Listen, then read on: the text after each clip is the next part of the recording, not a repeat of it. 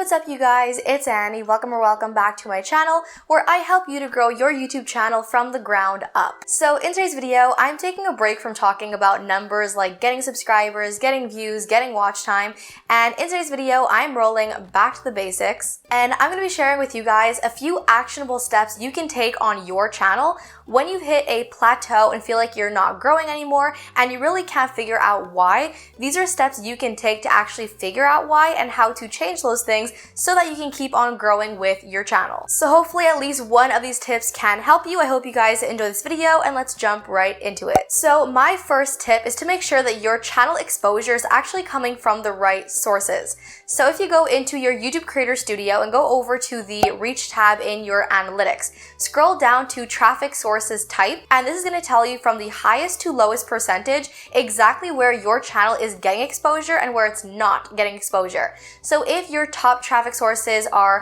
channel pages or external or direct or unknown, that usually means the majority of your channel exposure is coming from you pushing out your own videos. Whereas if your top traffic sources are browse features, suggested, YouTube search, this usually means YouTube is doing the work for you and pushing out your videos for you, getting you growth for you. So if you are seeing a plateau in your growth on YouTube and you want to know if your traffic sources are maybe the culprit in that whole issue, then this is a really good way to find out, and especially so because if you find out and you're like, oh, that's why I'm not growing, then automatically you have something to work on rather than just being like, oh, I'm not growing, I don't know why am I not growing. Then you have something actionable to actually work on to improve and actually maybe grow your channel. So then my second tip is to step up your visuals. So if you see from your analytics that you are being recommended in search or on the homepage or being suggested on YouTube, or you're ranking in search but see very little views coming onto your videos,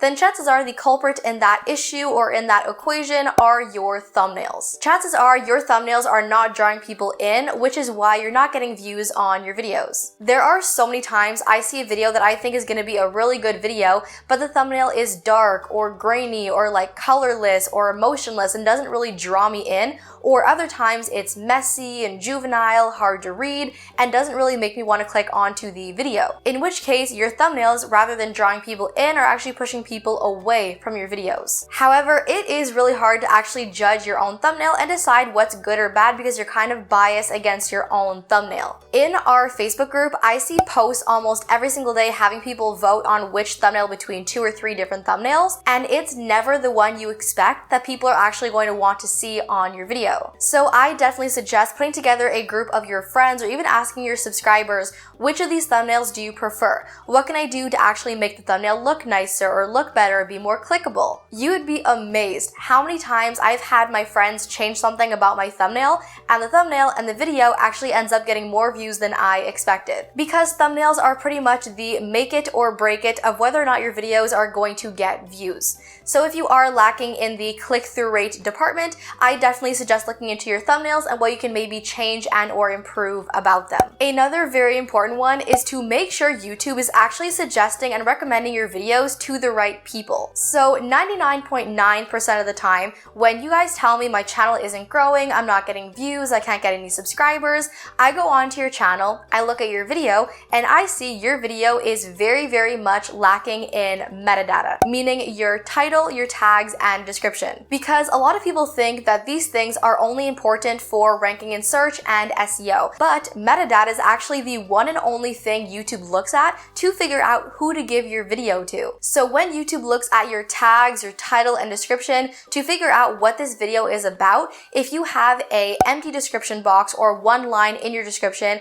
your title is super messy, you have incomplete or empty tag boxes, it is then very difficult for YouTube to figure out what is this video about, who should I give this video to, in which case sometimes they just stop bothering and don't give it to anybody. Whereas if your video is how to get your middle splits in 2 weeks, if your title says how to get your middle splits in a week or 2 weeks, and then repeat that in your description and put it like several different ways in your tag box, then YouTube has a much better chance of knowing what your video is about and who to suggest it and recommend it to. So when you are uploading a video to YouTube, your tags, your title, and description are so important to fill out. So if you feel like your videos are not getting views or not getting growth, take a look at your tags, title, and description. Is it complete? Is it full of keywords and tags and everything you need for your metadata, because 9 times out of 10, it usually isn't. Another reason why your videos may not be getting a lot of attention is because they're not that unique. I've seen so many videos on YouTube about how to grow your channel, how to have a successful YouTube channel, and so many girls saying, if you want to grow and get views on YouTube, make the same trendy video as everybody, which no. Sorry, if I've seen 30 of the same video, chances are I've had my dose and I am so over it. The ones that win at the game are the ones who take a trend and make it their own. So for example, a while back on YouTube, it was this big trend of like trying this food for a week or doing this for a week or whatever. Then Ashley Wicca, who's a teen vegan YouTuber, I believe, made this video that blew up about trying iCarly food for 24 hours or something like that. Because she took a very trendy, very searchable video topic and made it her own and made it clickable. Same thing as when the Picks My Outfits or whatever trend was going on to YouTube. The first YouTuber who did like scrunchies pick my outfit or whatever, that video blew up because it was the same trendy topic, but it was unique and different and had never been done before. When there is a trend on YouTube, believe me, YouTube is aware of the trend. So they're going to be putting the videos that are linked to this trend all over people's recommended pages. However, if you want to stand out on the recommended page, you have to be different. So if you are lacking in views and growth on your channel, take a look at your content. Is it unique enough, or are there 10 million other people making the same video as you, saying the same thing or doing the same thing? Chances are, if that is the case for a multitude of your videos are not going to go very far on YouTube. And then one last thing you definitely want to look at is make sure your content is not too diverse. So let's say you make a video on my top 10 tips to boost your metabolism.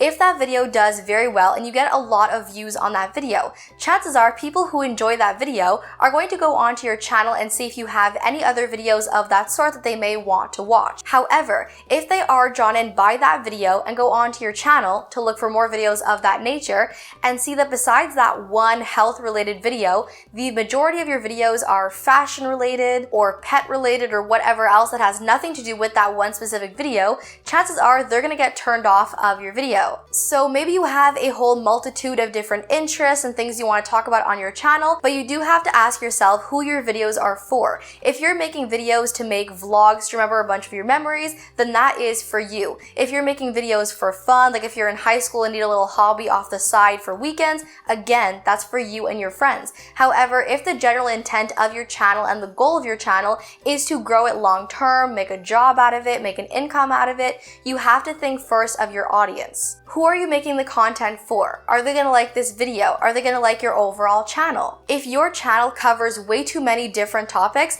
chances are your potential audience is going to have no idea what your channel is about, and the chances of them sticking around and subscribing is much, much lower because they have no clue what they're going to be getting from you. So it's totally okay to have 1, 2, maybe even 3 different things you want to talk about on your channel, but when you have like 10 different topics and things that have nothing to do with each other, then things can get a little bit more confusing and hard to want to subscribe to. So that is one more thing to consider when figuring out why your channel may or may not be growing. So that, you guys, is it for all of my tips and tricks and actionable steps to take when your channel is not growing, to figure out why it may or may not be growing as fast as you'd like it to. Hopefully at least one of these tips will help you in the future with your own channel, and hopefully you enjoyed it. Thank you guys so much for watching. Love you all to the moon and back, and I'll see you in my next video. Bye!